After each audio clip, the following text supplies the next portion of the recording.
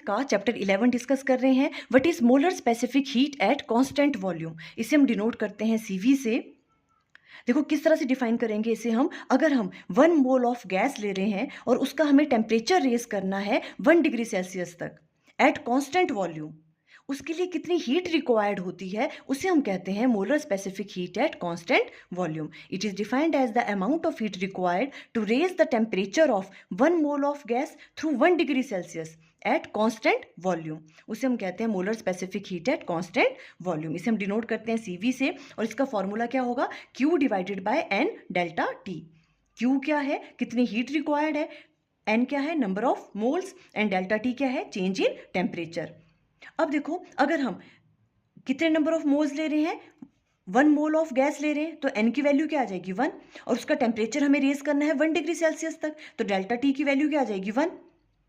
तो यहां से जो भी आपके पास हीट रिक्वायर्ड है वो किसके बराबर आ जाएगा, CV के बराबर आ जाएगा।